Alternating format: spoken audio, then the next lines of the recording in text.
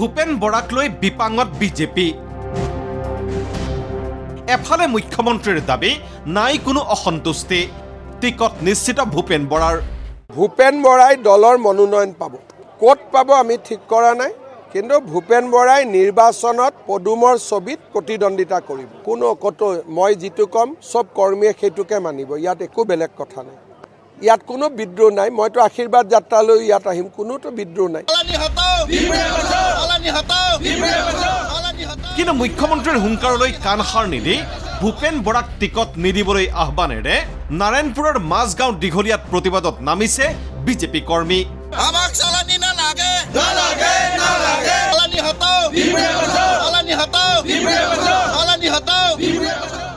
এৰা চালানী মাছে আমুৱাইছে বিহপুৰীয়াবাসীক।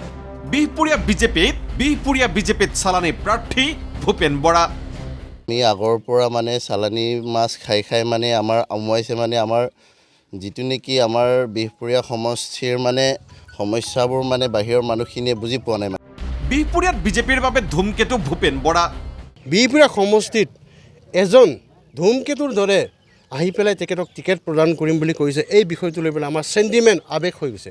আমি বিজেপি কৰি কৰি এতিয়ালৈকে বুঢ়া হওঁ অৱস্থা, এতিয়া যদি পটককৈ কংগ্ৰেছৰ পৰা আহি বিজেপিত জইন কৰি তেখেতে যদি টিকেট বিহপুৰীয়া সমষ্টিত প্ৰদান কৰে, আমি এইটোৱে অহংকাৰ দিছোঁ যে প্ৰত্যেকটো চুকে কোণে তেখেতক প্ৰতিবাদ কৰিব আৰু তেখেতক আমি কেতিয়াও এই বিহপুৰীয়া সমষ্টিত আমি উইনাৰ কৰিব নিদিওঁ।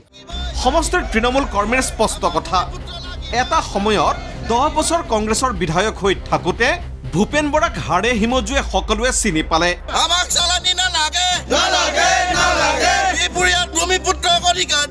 এইবাৰ বিজেপিয়ে টিকট দিলে সমষ্টিটোত দলৰ পৰাজয় নিশ্চিত। ভূপেন বৰাক 10 বছৰ ধৰি কংগ্ৰেছৰ দিনত বিহপুৰীয়াবাসী ৰাইজে চালে, 10 বছৰত খালে প্ৰমাণ পালে বিহপুৰীয়াবাসী ৰাইজে, আকৌ তাক যদি পুনৰবাৰ টিকেট দিলে বিজেপি চৰকাৰ বিহপুৰীয়া সমষ্টিত কোনো পধ্যে জিকিব নোৱাৰিব। ভূপেন বৰাক লৈ বিহপুৰীয়া বিজেপিত অসন্তুষ্টি বৃদ্ধিৰ বিপৰীতে কংগ্ৰেছলৈ সোঁত বৈছে উঠি অহা প্ৰজন্মৰ।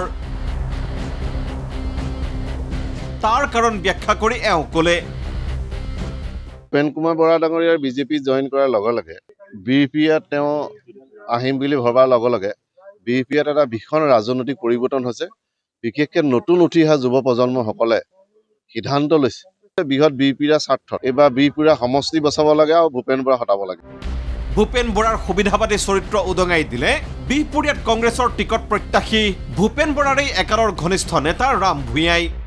ভূপেন কুমাৰ বৰা ডাঙৰীয়াক বিহপুৰীয়াৰ মানুহে সাৱটি নলয়, যিহেতু 10টা বছৰ বিধায়ক হৈ আছিল, ইয়াত সংসদীয় সচিব হৈ আছিল।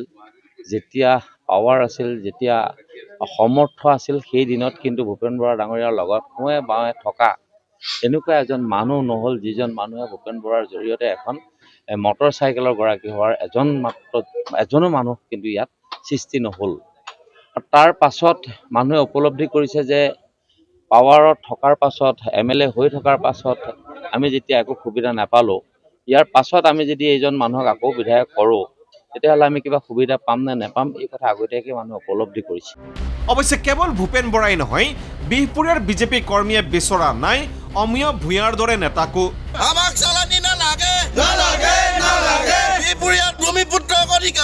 স্থানীয় ব্যক্তিক দলৰ প্ৰাৰ্থিত্ব প্ৰদানৰ দাবী তুলি একাংশই ক'লে, ভূপেন বৰাক বিচৰা নাই আৰু অমিয় ভূঞাকো বিচৰা নাই। সেইটো কাৰণে কি তেখেতে আমাৰ বিহপুৰীয়া সমষ্টিৰ মানুহৰ মনৰ কথা গম নাপায়।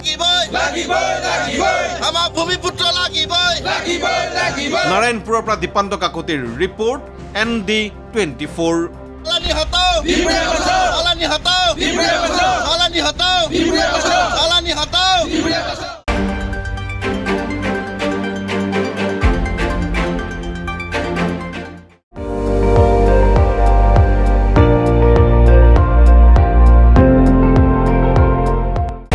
আপুনি চাই আছে ND24, সৰ্বশ্ৰেষ্ঠ নহয় সৰ্বোত্তমৰ দৌৰ।